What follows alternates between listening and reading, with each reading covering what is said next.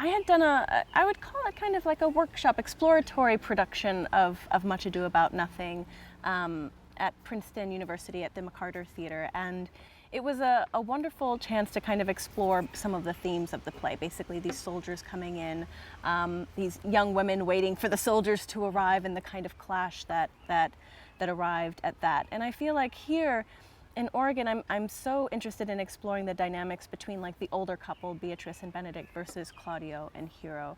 I'm really interested in seeing men who've experienced war kind of entering into this space, and what does that mean? How does that affect the women that are waiting there? And I also think that there's something wonderful about exploring the relationships of a woman like Beatrice, who's lived, and has had experienced independence kind of worldly, versus Hero, who's young and innocent, and how these two women kind of grapple with the world and the men in them is an interesting balance encounter. Yeah. I love Much Ado About Nothing because there are these kind of surprising, mysterious elements that appear within it, and Don John was one of those characters for me.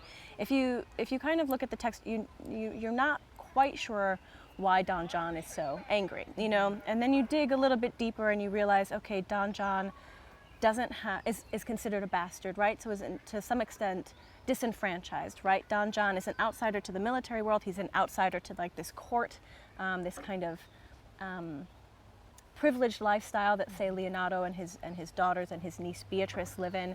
And I thought, well, what does it mean? Who can identify with this outsiderness, this outside, particularly of the military? Who experiences a desire to reject these systems, these traditions that kind of seem to dominate the play? And I thought, well, what if Don John was a woman, right? What if Don John, as a woman, symbolized a resistance to these patriarchies, these traditions that tend to desire to subvert or control women?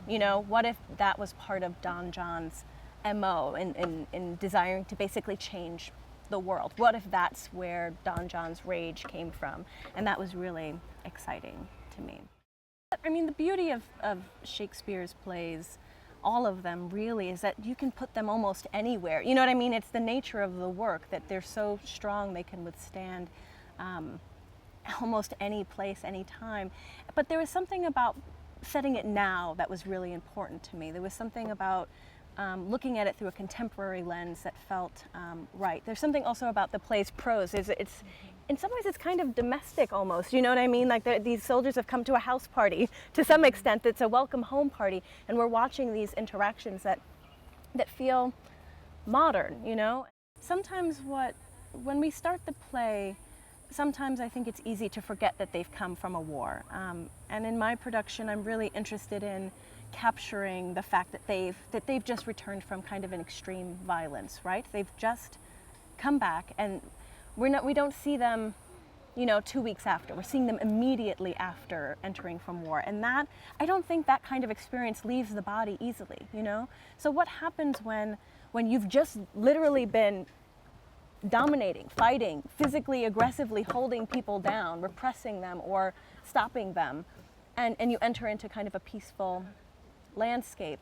How do those things still remain? How does that deal in your relationships with other people? How does that deal, how does that exist in your need for love? If you don't get it, no, you need to, you know what I mean? You need to love me, or no, you need to be my wife, or if you're not going to be my wife, you've destroyed my idea of love. I need to destroy you. Is I think also what makes everybody kind of a product of what's happened to them, So what happens when that enters into a peacetime landscape? Does that mean war has evaporated? No, it just kind of means it's entered into a different way into the world. So that's part of what I'm interested in exploring.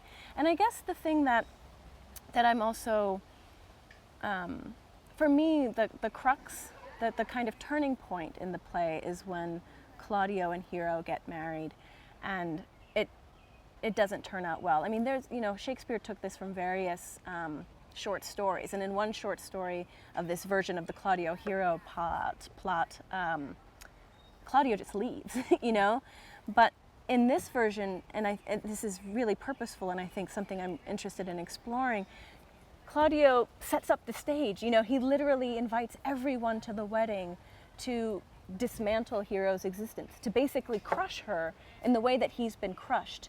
And that's devastating, I think, both for Hero and for Claudio. The need to exert himself on her, on the world in that way is something that's reminiscent of how we feel we need to live in the world. You know, you didn't do something right, you did something wrong, I need to punish you. And that's scary to me, you know, that's damaging. And how do we live in a world that lives like that is something that I'm interested in questioning. Yeah. I mean, with every homecoming, you also have parties, right? Like when you see soldiers coming home from war, it's like confetti, it's joy, it's music. And I think that's also part of this production too. You know, there is a sense of celebration. They're victorious to a certain extent. So that sense of fun and joy, and I think the desire for love in everyone is real as well. And Beatrice and Benedict, I mean, they're incredible. You know, they're so smart and so alive with each other, and so passionate that I mean, who doesn't want to be around them? You know what I mean? Like, they both got these incredible magnetic qualities that that you really, I mean, there's something about wanting them to succeed, you know, wanting them to find love, like needing them to find love in a broken world. That's where the joy lives, you know, when we reach that truth, when we reach the moment when, and despite everything that's gone on, two people can look at each other in the eye and be like, yes, I love you. You know, there's nothing more thrilling than that. So it's a combination of the two. I mean, I think Shakespeare lives on the line, particularly in this play, of blurring comedy and tragedy. You know, it's a fine line, it's a fuzzy line, you know, and it can tip in either direction. And I think this production attempts to really embrace that fully, you know, to embrace that complexity, that denseness that lives in love and war. Yeah. Much Ado in some ways is about right now, you know, where we are right now, how we, particularly, I feel like it's very American too, you know what I mean, with all of its questions of class and gender and privilege, those who have, those who don't have, and ultimately, what does it mean to love right now in a world that is so complicated and unfair and yet so glorious at times? You know, how do we love in a world like that? How do we live in a world like that? And it makes us ask, well, how will we move the world forward in a way? And I'm kind of so thrilled to explore that here in Ashland with this audience. So I hope everyone comes and tells me what they think. Yeah.